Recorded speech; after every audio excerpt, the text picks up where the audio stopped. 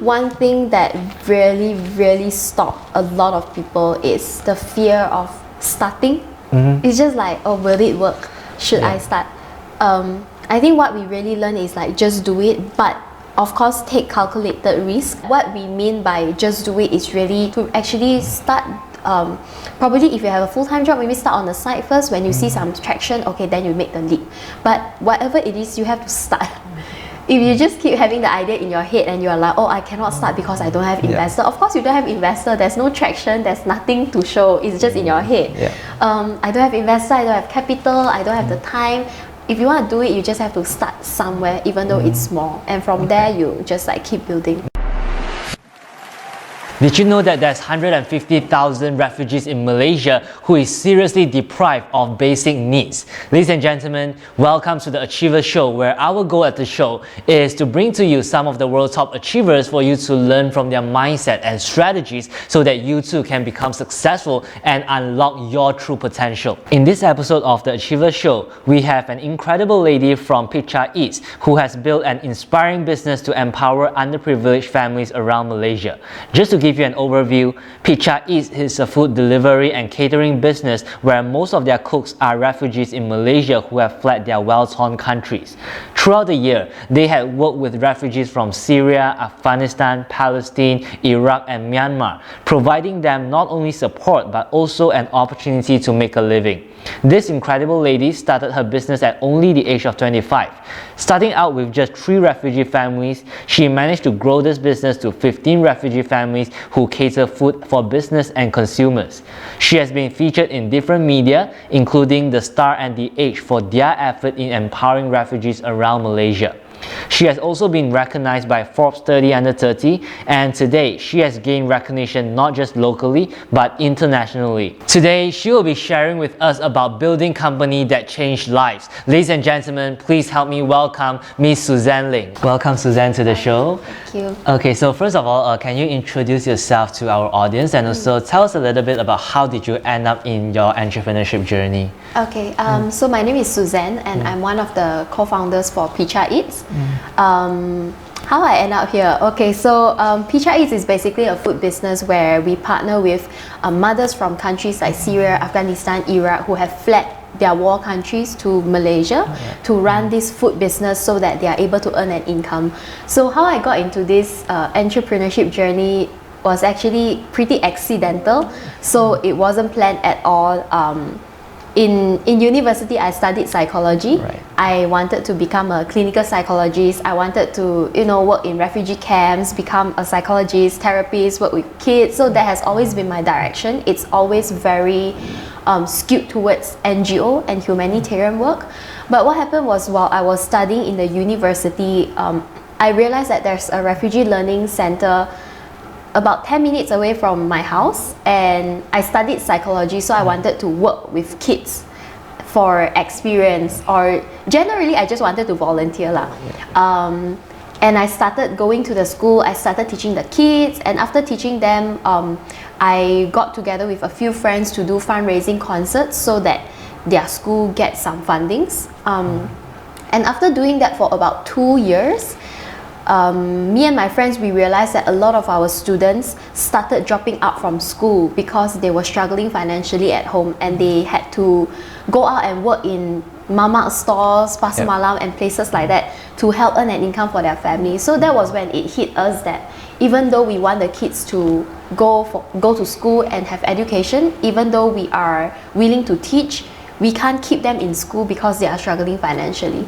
So I think that was the point where me and my friends Kim and Sweden, we started thinking, how can we use a business to solve this issue where it is sustainable for the families and also for ourselves. So that was when we started experimenting this idea, where we got one of our students' mother to cook, and we sort of like forced our friends to buy in the beginning. And yeah, that was how it started. That was back in January 2016. We started experimenting for 4 months. Then all of us graduated and we had to decide, do we do this full-time or do we get other full-time jobs? Was this the first, you started this during university, is it? My last semester. So while I was doing my final year research, I was doing this on the side. More like I was doing this and my final year research on the side. But yeah, that was during my final semester. So once we graduated, we decided, okay, let's give it a shot. And we also got accepted into Magic Accelerator program. So the timing was like just nice. But I think after my last paper, the next week, the accelerator project starts. Program starts. So to me, the timing was just like great. And I went into it. And before we knew it, the 4 months in Magic, we got the business model out, we got clients out, we got families cooking, we got the business running, and after the 4 months ended, it's already running as a business. Right. So to me, honestly, personally, I've never expected myself to run a business. So that 4 months, I felt kind of like, am I trapped in this? Cause as I mentioned, my dream has always been to go to the humanitarian route, not like the business route. So I had this like moment of like feeling very conflicted, like, oh, is this really what I want to do? Okay, I know I am making an impact, but oh, my dreams. So it's pretty conflicting. I think for about 1 year, I was still thinking, should I give like a deadline to this and go for my master's and pursue my clinical psychology dream? But oh well, it's been 4 years. I'm still here. But I think it is worth it lah. Like sometimes impact is made in different ways, but it is still an impact. Okay, so you are really into this humanity contribution. So what drives you into this field? What drives you to do what you do? What drives me to do what I do? Okay, so just to make it clear, I think growing up, I am very into this field probably because of my parents. Okay. So my parents are not in humanitarian field, but they are generally very nice people.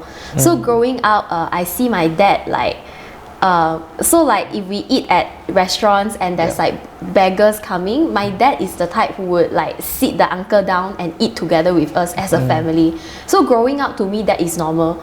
And my mom also like, like you cook tong sui, you cook extra, give it to other people. So generally my parents are just like very giving. So to me, that is normal. So growing up, I would think, oh, how can I also give? Or the kids need help, I go and help them. And then like I realized, oh, there is war happening, oh, maybe I should go, like this kind of like, oh, I want to go Africa, like that kind of stuff when I was young. But also probably because of like my personal faith and belief, I believe that we have a purpose in life, and I want to make sure I don't waste my life. And I think most importantly, a very important trigger was when I was 19. One of my high school friends passed away very suddenly. Like it was an accident where she drowned in Tioman. And when that happened, we realized that she has a lot of things on her bucket list that she thought she can do it later, like going to Nepal to teach kids, or building this like something. So it just hit me that, oh gosh, we can die like tomorrow or now. So if I want to do something, I better do now. And I think that was also the time I started asking myself, if I die tomorrow, am I leaving anything behind? Or it's just, oh, Suzanne's dead, that's all. But I think that time I consciously told myself, I want to be able to do something that even though I die, my dream go on. Like for example, let's say now Pitcha, if I die tomorrow, right, Choi, but if I do die tomorrow, I know it will go on. So my effort in my life is not wasted. Okay. So I think that was a big switch lah, that made me become a bit more like driven and really take action. Because growing up, I have always wanted to do this, but it's always like when I grow up, or like when I graduate, or when I get that master's. It's not like let's do it now. So that incident really pushes me to like act now, and that was why also one of the reasons I started teaching in the school. Right. Okay. So what is your vision about Pitcha Eats? Okay, so we just discussed about this. So I think my vision and the whole company's vision for Pitcha Eats is really impacting lives through sustainable business, and to show the world that it is possible to make a change through sustainable ways. I think all this while, it has always been big NGOs doing all this work and funded by the rich, which is why a lot of us have this misconception that when I become rich, I will donate and I will help. But things have changed. Like there are more innovative ways to really make an impact in the world, make a change, and it can be through sustainable ways. So when we go out and give talks in university, we always ask people like, do you wanna, okay, so what do I ask? So in university, I always ask the students, how many of you here want to do good in life? Oh, a lot of people will raise up their hands. But then I will ask the next question, but how many of you are scared if you do good in life, you become poor? Because that's the misconception. Like, you do good in life, you give all your money to the poor, like, or then you become very poor, then like, because you are so selfless. So a lot of people don't want to go that route because, of course, all of us need to take care of our own self-interest. We want to get married, we want to have a house, we want to be able to support our kids. So a lot of people end up not caring for the world because I have to take care of myself. But social entrepreneurship and running a business is a completely different story where you run a business for profit and you look after the impact. So right now, if you ask us how does it look like internally, it's really like a startup. Like, you know, we have our KPIs, we have our leads, our lags, like digital marketing, KPI, everything is, it's very much like a business, but at the top of our mind, we know that as this business grow, more lives can be impacted. And I think that's really what drives me and the team to strive for this vision. The vision is really to impact lives through business. And right now, Pitcha is with food, but eventually, probably there'll be something else. Probably there'll be tech, probably there'll be content writing, cafes, kiosks. And all these are run by refugees? We are not limited to refugees. So we started with the refugee community because that was our background. Like as I mentioned, we started teaching in the school, so we saw the need and then we start. So if you think about it, it wasn't a conscious decision where we say, okay, let's help the refugees. It wasn't like that. It was just, there's a school, they are refugees, they need help, we go. And from there, Pitcha developed. But it really wasn't like, oh, who to choose? Okay, refugees. It wasn't like so there's no specific target audience? No. We always believe that when you want to do something, you want to make a change, start with the ones closest to you. It's not like, I want to help, okay, go to that place. I mean, of course can. A lot of people do that as well, but as a start, you can just look at things around you.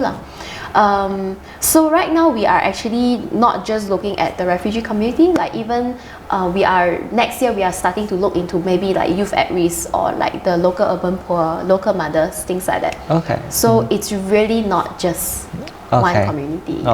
Well, I really like your vision of being able to inspire people at the same time to run a business as well, because I know there's this misconception that, like you said, if you want to contribute, you must first become rich. But then people don't realize actually people don't realize that there's many other ways for them to contribute in terms of energy, creating opportunities. So for you, running this business is not really, I would say it's a very unique business in the market. So what is some of the challenges that you have faced throughout this journey? As I said, like we run Pitcha as a business because it is a business. So the challenges that we face in the market, it's really like things that any entrepreneurs would have faced. Like when you start, people will question you, like, you sure this will work, or do you think the market will accept it? Especially when we first started, the question that we always get is, are you sure people will buy food made by refugees? Like, is it even clean? Is it safe? Like, all these questions will be there. And we were even like, advised by people to not do it because they are like, you are 3 young girls, please don't go into the food delivery business because it's like brutal, like you always get scolded. So of course at first we have to get past the challenge of going past ourselves to tell ourselves, okay, let's try it. So I'm very thankful to have my partners, like the 3 of us co-founded this together, because it's 3 of us, so we keep each other in check, we encourage each other. If it's just me, I wouldn't do it, like it's too scary. But because like as a team, we thought, okay, let's try. If we fail, we still have each other, we can do something else. So at the first place, it's really getting past all the naysayers who tell you, no, it can't work, and like taking the step to start it. And after starting it, all the other challenges follows one by one. Like at first, marketing challenge, where's the sales, where to get sales, how to even get people to believe you, to give you sales. So those we have to work past it. And after the sales come in, operation challenges. Okay, now you have 10 orders a day, how to deliver and not be late. and not like screw up the food. Yeah. So that is next. Then after the operational challenges is sort of sorted out, we are like, okay, we need people to settle this, like we need people to run the operation. So hiring problem, no one wants to work for us. How? Yeah. So after the hiring problem, you have like HR problem, development problem, and then like product problem, onboarding, supply, demand. It's just an ongoing, never-ending. But these are good problems. Yeah, of course. Yeah, But of course, all these good problems, it also has bad problems when Right. you know when people leave the team because vision is not aligned, or when sales is so low, we don't know what to do, Yeah. and we just have to scramble around and like ask people, do you need food? Do you need food? Of course, we have gone through things like that, and there's also like screw up in orders that make us like compensate a lot of money to the client, and we also still need to pay the chef. And the worst is like we lose the client forever. Like they don't come back until I don't know how many years later. We are still trying to get back some clients. So I mean, as any business, there is always good and bad. So I would say the challenges, probably all entrepreneurs can relate. So the challenges is always, it just doesn't end. But I think if you ask me what is the biggest challenge as Pitcha because of the nature of our business, I think probably it's getting people to understand the business, Right. like that we are not a charity, we are a business, but there is an impact. So if you think about it, then we are at a very like middle ground where we are in between the full-on charity and the full-on business. So a lot of times we get a bit stuck where the NGOs will not agree with what we do because you're not supposed to make money. Yeah. And then the businesses sometimes don't understand what we are doing. Then they will say, you're a charity, let me support you, I will help you. But we don't want that. So I think generally social enterprises, social entrepreneurship is still quite new in this scene, and not everybody understands it. Right. That we are a business for impact. We are not a charity, and we promise like good quality products. Right. So when you buy from us, it shouldn't be, I want to help them, poor thing. It should be, the product is good. And if the product is not good, tell us like how you would do to any other food businesses. Right. Yeah. Okay. So I know you started this business off with Refugees, right? Yeah. Yeah, and I think in one of the articles that you have written, the topic is actually this refugee actually changed your life. Okay. Yeah, so can you share more about that? Okay. I didn't choose that title, but Okay, yeah. so basically, what I shared in the speech that I did was how I think growing up, all of us in Malaysia or anywhere we don't realize how blessed we are, and Right. I just want to clarify, I'm not doing we are privileged, you should feel guilty and help other. I'm really not doing that. It's really changing the perspective of us seeing our own life. So growing up, we have all the basic things that we need actually. Like we have running tap water, we have electricity, we have food. We have all these basic things that we need, that we do take it for granted because we don't realize that it is not basic for other people. So I think growing up, when I slowly get exposed to all these things, I realized that we are sharing the world with people where we can choose today, do I want to eat this or that? Or we can order a plate of fried rice, then we say, it's not nice, I don't want to eat it, let me get chao kway teow. Like we can afford to do that. But do we realize that we are sharing the same world as people who don't even have food? And if we can, tap on the wall and the lights come off, what about people who never even see electricity before? And we can just turn on the tap and the water flow out, and there are people who still need to walk to the river and get water, and it just hits me that we all are living on the same earth. So I question and challenge myself, if we can have all this, why can't we do what we can to also help other people get this? So it's more like when we progress in life, like there's AI, virtual reality, our phone gets cooler and cooler and cooler. As we progress so much in life, why can't we do something to also bring people forward together? So that's something that I question myself, and I think that's also one of the reasons that drives Pitcha a lot. and because the speech was actually for graduation, so I was giving this speech to all the graduates. So I just wanted to put things into perspective where I said, you know, we share the world with people who they cry not because like you cannot finish your assignment, but they cry because their house got exploded. And like when we say shit, I'm gonna die, not because like, you know, sometimes when we cannot finish our assignment, the deadline is coming, we're like shit, we are dying.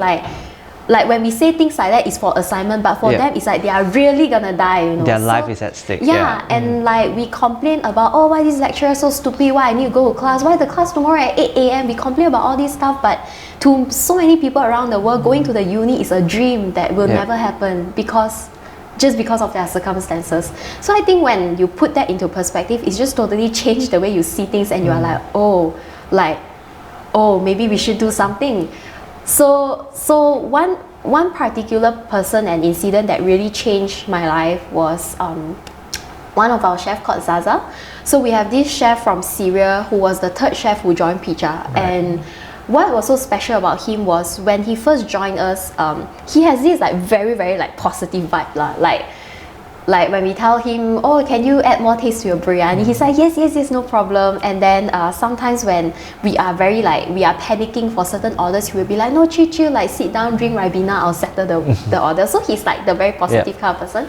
And he also has like a very big heart that I don't know come from where. Because to me, I'm like, you have lost everything in Syria, you come here, you struggle with poverty, and you are still having such a big heart. Like how? Where did this heart come from? So he's someone who would always give out food. When he cooked for an order, he will always cook extra and give it to the drivers, to the guards, to the cleaners outside his house. He will do things like that, which to me was very amazing because you already don't have a lot, but you are still thinking about giving. And what we also found out was like when it's winter time in Syria, he will gather winter clothes here, send it to Syria. He doesn't have to do that, but he did it. And we also heard that when there was some Syrian refugees who are homeless, he would host them. And when he was struggling financially, he would actually borrow money to buy them food. Because they don't have food. So when we know that, we thought, okay, this guy is like another level. And he started cooking with us, very, very hardworking. And he was very special because he really see this as a business, not like our business working with him, but he see this as our business together. And he believed and he understood that if he cooks well, more client likes our food, our sales grow, more families can join us. And that was really what he wants. He wants more families to be part of Pitcha. And so that went on for about a year. And what happened was, a year later we found out that he has cancer. Like we all found out together. So he became very weak. We brought him to the hospital, we did some checkout, and the doctor said that he has blood cancer. It actually wasn't like a late stage or something. We actually wasn't sure what was the stage because everything happened too fast. But what happened was, I think his organ got like infected, and then the virus like spreaded, and then his immune system was too low, and he passed away very, very quickly. So it was a very sudden incident where he got admitted, he got very sick, and then he passed away. Of course, when he passed away, it was very painful for all of us because, as you can probably guess, he's such a nice person. So we are not just working together, we are very close friends. Like we hang out together, we go to his house, we have a meal together, we have many meals together. And it was very sad to lose a chef and a friend. But what really taught us a big lesson was 2 weeks before he passed away. 2 weeks before he passed away, he was in the hospital on the bed, and he told me that Ramadan month is coming, you better have Ramadan set. And he started writing down menu for us on the hospital bed. And of course I was like smiling, and I said like, oh, okay, sure. But in my head I'm like, dude, you are sick. Can you chill? But it was very overwhelming. It was a very like overwhelming moment for me because in my head I'm just like thinking, this man here has lost everything in Syria. He was a professional chef before the war started. You lost everything. You came to Malaysia, you struggle with poverty, and then right now your life just become better for 1 year, and then you get cancer. Like, hello? Like, it's like, if I am him, I probably would have asked like, hey, hello, life, are you okay? Like, what's up, man? But he, on the hospital bed, he could still think of Pitcha and say like, you need to have this set. You must sell this and this and this and this and this. And I'm like, okay. And he wrote down the paper. We have the photo that I will keep forever. And after that, he even said like, when he get discharged from the hospital, he wanted to give out chicken mandi for free at the mosque after people pray to break fast. And I was like, why this guy so nice? And I think that moment really like hit me, where Zaza, he doesn't have a lot, but he really has a very big heart. And because he has such a big heart, he's always thinking about giving, even though he doesn't have a lot. And the way he gives is the way that I think all of us should learn, which you give what you are good at. So a lot of times when we think that there is so many problems in this world, we want to make a change. But the first thing that comes to our mind is probably, oh, if I want to make a change, maybe I should join this NGO. Maybe I should become like Mother Teresa. Maybe I should become like Nelson Mandela. But that is so far to reach because we are not Mother Teresa, unfortunately. So, but when we think that way, like, oh, to change the world we have to be like that, then we limit ourselves to not do it because it's not possible. Or if you even like whoever watching this video, even think, oh, if I need to make a change, I must like quit my job and run a business like Pitcha. Oh, it's too impossible, don't want to do it. So let's just let the Pitcha people do. So if we think like that, then no one's gonna do anything. But what Zaza showed us is this. This is a question that I always ask, which is, how can you be you and make a change? So how can you as a business person make a change? Maybe you hire more people who are in need. How can you as a chef like Zaza make a change? He give food to those who need it, so it helps them financially, don't need to spend so much on food. And how do you be, I don't know, like a video and make a change? Like if this video go out, it reach more people, it inspire 1 or 2 people, it is making a change. Every small thing count, and him offering free food has really inspired a lot of people. And even until now, it has been 2 years, we constantly share his story, and every time we share his story, people are very inspired to do something. So he is leaving a legacy even though he's not around anymore, and I thought that was amazing. Wow, I think that is really an inspiring story. Yeah, so personally I actually learned a lot from this story, and I felt that a lot of people, we are so grateful to have all these different resources, but yet somehow we sometimes don't realize how lucky we are, and we don't even appreciate it as well. Yeah. So I think just to make like make it clear, there is nothing wrong with progressing in life. There is nothing wrong with improving our own life, but again the challenge is, are we looking out for the others as we are progressing, or are we just progressing ourselves and like we don't really care where the rest of the world is? And how do you balance between, let's say, earning a profit for a business and also doing good for the society? So that's the thing that I say is like our challenge, that we get stuck in the middle, because people see it as like 2 separate things. How do you make profit and how do you do good? But in Pitcha, it's blended. So if the business grow, more chefs get onboarded, and more chefs get onboarded, the sales continue to grow, more people get impacted, so the impact actually grow as the business grow. So how to balance it is actually not balancing it, is how do we merge it together. And right now, even like the profit that we get, it is for reinvestment. Like when we get certain profit, next year if we need to expand, we need to hire people. Where does the money come from the profit? And let's say the families, they need to upgrade their ingredient, where the money come from? It might come from the profit. And we need to like do R&D to come up with new menu. Where do the money come from the profit? So profit is really a way for us to see how to be sustainable and independent, and do not need to like rely on donation and things like that. So that's why like the business needs to be around. So of course it is challenging sometimes to balance. I wouldn't say profit and impact. I would say more like business and community. It has to be a balance. So for example, sometimes when we talk to certain mentors that is very business minded, they would say, oh, in order for your business to sustain, maybe you shouldn't pay the chef so much so that your business will not die, because if the business die, then they also cannot earn anymore. But to us, we believe that, okay, we should split 50-50. So how do we sustain ourselves if we don't have enough? Then we have to think of ways on a business side. So that's where we need to balance. And sometimes, for example, the chef, we are very, very strict with the chef. Like on hygiene regulation, food quality, recipe, very, very strict, because of course it's a food business. So some people will question us, why are you so strict with them? They are mothers. So that is where we also need to balance. This is between business and the community. Yes, we want to impact their lives. Yes, they are mothers. We want to improve their life. But in order to improve and for client to trust us, you need to have the business level where everything is strict and safe. So even though they might think this is too strict, but it is for their own good, because when things are safe and people trust us, their sales increases. So this is a constant balancing, and it requires a lot of time to talk and convince them and build relationship. And all these are things that people don't see.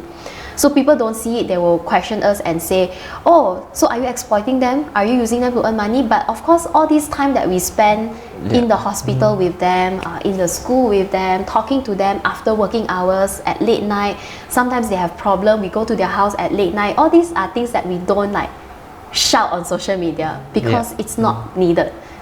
But these are personal things that we do to build that relationship with our chef, that is not the shiny and nice things that people see outside lah. So even sometimes, maybe even on LinkedIn, people might think, oh, everything is going so well, oh, Pitcha growing. But again, internally, the things that we go through, of course, we don't like shout it out lah. But I think just like to get things very real, it is a constant struggle internally and externally. So like internally, we struggle a lot with numbers. Like this year we realized, oh shit, we never track a lot of things. So we have to like look back at our numbers for the past 3 years, sit down for hours and really like churn out the number, because we are all learning in this journey. Even for me personally, I started this from my final semester, so I've never been managed as like an employee, and I don't have like management skills. I'm really bad in managing. So like it's also a personal struggle. Honestly, for me, a personal struggle to face my shortfall. Like I have to face myself that I am weak in managing and I'm really a bad manager. So how do I buck up and become better? So a lot of self-doubt and a lot of like I'm in this business, am I actually the right fit? So this is what every human being go through, but I think it's really important for us to have like a growth mindset instead of a fixed mindset, to know that, okay, I'm not good, but I can grow, instead of, oh, I'm not good.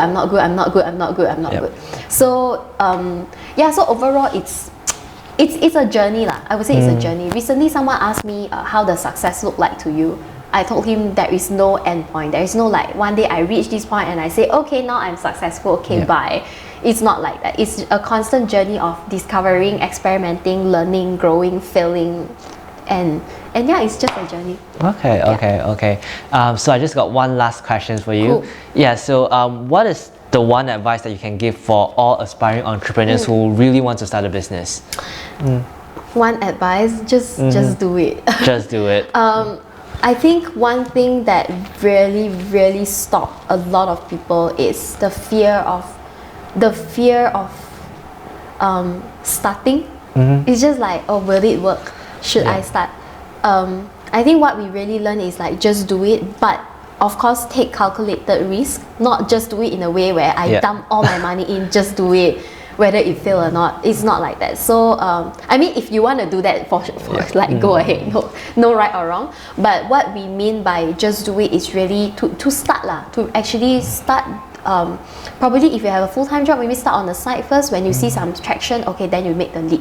But whatever it is, you have to start. If you just keep having the idea in your head and you are like, oh, I cannot start because I don't have investor. Of course you don't have investor, there's no traction, there's nothing to show, it's just in your head. I don't have investor, I don't have capital, I don't have the time. If you want to do it, you just have to start somewhere, even though it's small, and from there you just like keep building. So if you want to ask me where did my Pitcha journey start, it's actually not 3 years ago, it was 6 years ago. The day I stepped into the school to ask them, can I teach? That was the day Pitcha started, because it's a cumulative journey of small things that we do, from teaching to fundraising to being so kaypoh, we go to the family's house, to forcing our friends to buy food, and eventually grow into Pitcha today. It's 6 years. Right. Yeah. Okay. Well, Suzanne, thank you so much for sharing. And I think one of the biggest lessons that I've learned today is that you open up my mindset about kindness. Like, you bring that kindness to another level. Yeah, and also one thing that I realized is that if all of us can actually play a role in what we do, we can actually make a difference as in the world as one. That's something that I've learned. With that, thank you so much for watching, and I hope you guys learned something from this, and I wish you all the best. Thank you. Hello everyone, thank you so much for watching the Achiever Show. If you haven't already, make sure to subscribe to our channel so that you can get first-hand update on our show, where we'll be releasing 2 episodes every month to help you to unleash your deepest potential. Once again, thank you so much for watching, and stay extraordinary. I'll see you the next time.